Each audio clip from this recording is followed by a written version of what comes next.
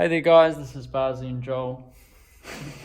We're here to do a tutorial on the Yamaha LS9 disc.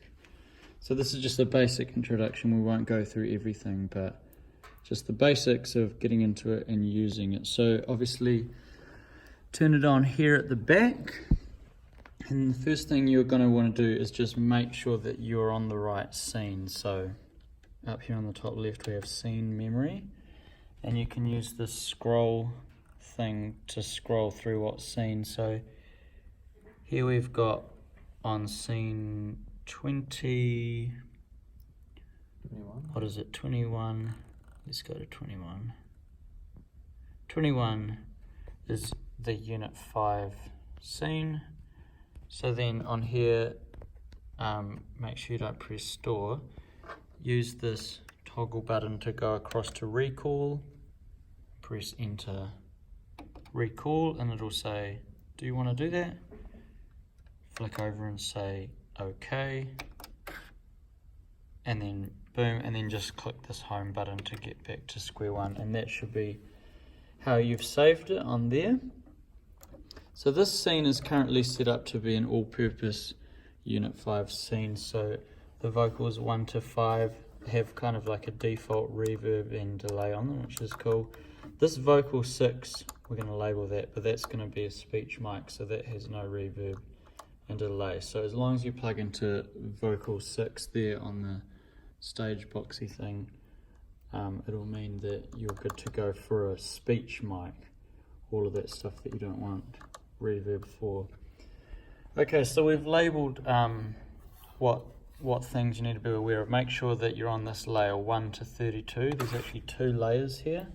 So if you happen to be on this second button, you're not going to be doing what's right. So as long as that green button's lit up 1 to 32, then you'll be doing what you need to do for your front of house mix.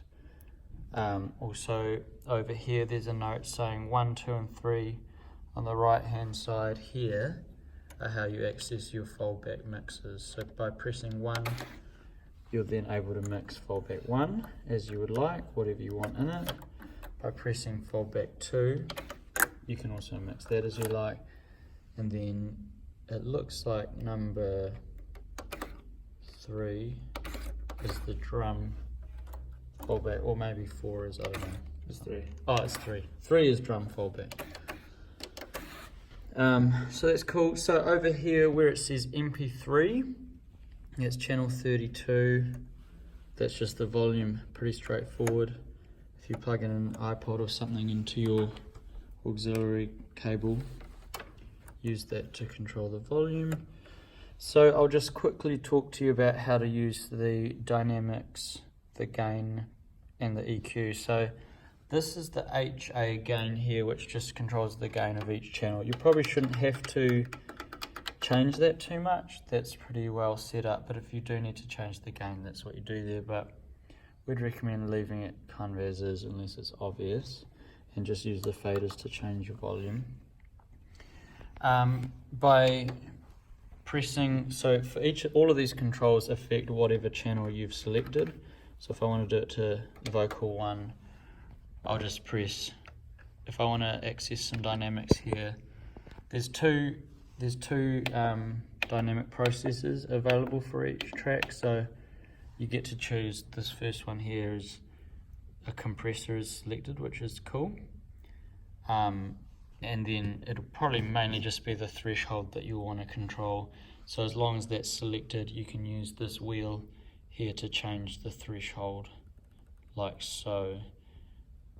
And if you do want to, you can also see what's on the second dynamic there, which at the moment is the de-esser for these vocals, which is pretty good. Actually, just one thing I'll point out, if you want your tracks to play, make sure that this on is pressed. So if you're like, I can't hear anything, why is that? It's so bizarre.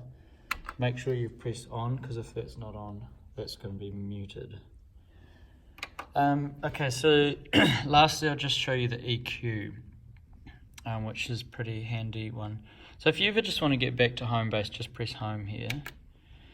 So EQ, you can get that up on the screen by pressing one of these knobs. So I'm just going to press that there, and there it is. And then these 4 buttons here relate to the 4 different bands. So the high band, then I can change the gain like this. I can change the frequency or the Q like that. So pretty straightforward actually. It operates how you expect it would. You can select the different bands like that and adjust it. It's quite user friendly just with these 3 knobs here, which is awesome. Unlike some other desks, there isn't necessarily a high pass filter button, but there is one on here. So if you want to scroll through what's on the screen, use these left, right, up and down arrows to navigate what you want to do on here. So you can change things this way. So if you want the high pass filter on or off, just select that, click enter. That's now off, and you can see the change there on the screen. So you probably shouldn't need all of that, but that's just how to navigate a few things. The reverb and delay, I believe, are channels 28 and 29. So yeah, if anything seems out of control, maybe pull those down or pull them up. If you want to do a band mute, band mute, you can click this number 9, and that's a preset mute. It's going to mute the whole band, so pretty good. When the band's finished playing, you might probably just want to make sure that you've unmuted number 6, but we might program that in so it's permanently something not muted. If you want to mute everything, number 10 here is selected for that. If you want to mute the effects, you can click number 11. So there's a bunch of things. Can you think of anything else, Joel? I think so. That's pretty good. Yeah, okay. Thank you, Joel. Yep. So yeah, that's an introduction. So mostly all you probably really need to do is just make sure that up here it says Unit 5 scene, because that's going to be the one that's set up for you. So if it doesn't say that, go to scene memory and find Unit 5, which is scene 21. Load that up, and the rest of it should be pretty much just writing the faders how you like it. This MP3 fader over here, the master fader, and you shouldn't need too much more. So that's a wee introduction to the Yamaha LS9. Have fun, guys.